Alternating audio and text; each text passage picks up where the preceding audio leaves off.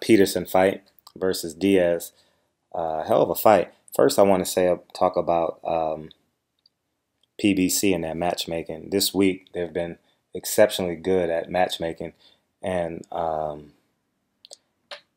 last night with Cleverly and Von Foren, tough fight to score. Today, Lamont Peterson and an upset on the undercard today. It's just been great matchmaking, and kudos to PBC for having great matchmaking.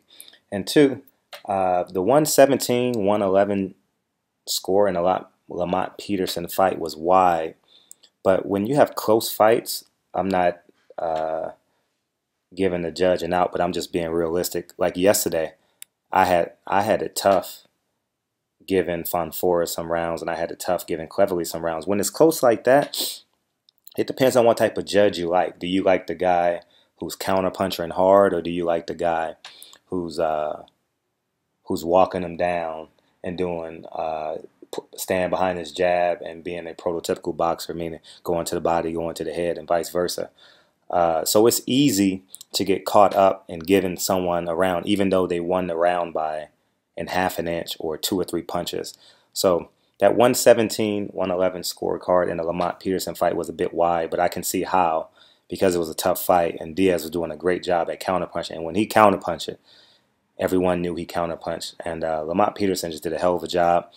But the great thing about, not irony, the great thing about this fight was no one really lost. Lamont Peterson didn't win impressively, and Diaz lost impressively. So we'll have to wait and see. The 147-pound division is getting exceptionally crowded, but Devin Alexander backed out, so I guess Diaz will take his place. But man, it's about 15 quality fighters at 147 that can be a hell of a fight, as well as 122, 126. You meshed them two weight classes together, and you got some super fights. So I thought Peterson looked impressive. He's a stalker. I enjoy watching him stalk because it seems like he's unwavering. He reminded me of James Kirkland with boxing discipline.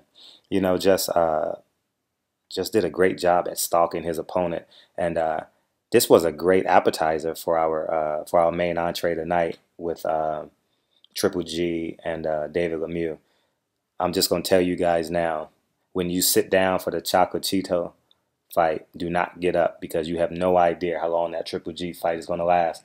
And I say to this because I'm going to a fight party tonight, that you want to enjoy it live and not the replay. Because if you miss this knockdown and or knockouts in this fight, you're going to be pissed, because you're not going to be able to enjoy the knockdown or knockout with your boys.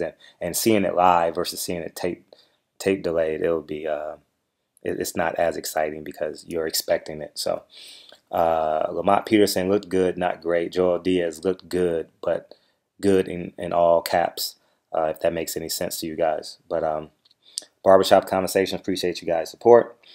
And Lamont Peterson did a hell of a job. He would give anyone fits. I mean, he takes a great punch. I mean, an exceptional punch. No matter who you throw him in with, from the Floyd Mayweathers all the way down to the Adrian Broners. Or Adrian Broners fights at 140, but to the Keith Thurmans. Don't matter who you put him in. Lamont Peterson, you're going to have some extreme power to get him to back up.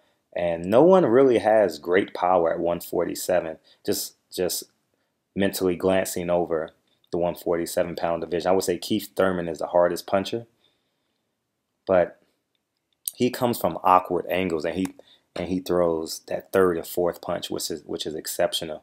And I think that's how he gets a lot of his knockouts, because everyone prepares for the 1-2, like the Amir Khans and the David Lemieux, how they throw that 1-2 combination. But fasten your seatbelts. This is a great day for boxing, great day for college football. And I'm excited. I'm going to be watching right along with you guys, watching college football till about 8 o'clock when 7:30 when Chocolatito walks down the ring, and then Triple G in the sold-out arena at Madison Square Garden. But Barbershop Conversations, appreciate you guys' support. Also, you guys know I have Triple G winning. I think it's under 8. I got Triple G winning under 8 by knockout. I believe you're not going to be able to recognize David Lemieux at the end of this fight. Triple G is going to have some swelling too because he's a come forward fighter too. And the last thing I want to mention too, it's just amazing how valuable it is in your amateur career. Because if you look at Diaz against Peterson, you can see his his maturity in the ring. He was leading Lamont Peterson going backwards. Not Floyd Mayweather is great at leading a boxer walking backwards, if you guys fully understand what I'm saying. Although Lamont Peterson was walking forward, Diaz allowed him, and he wanted to slip. He wanted to throw that lead right and have Lamont Peterson walk in and then step to his left and follow up with the combination. That's why you always saw Diaz back against the rope, because he just wanted to counter him with that left or lead with the left with a strong left and then spin it and then combo and see what he can do from there. But a great fight.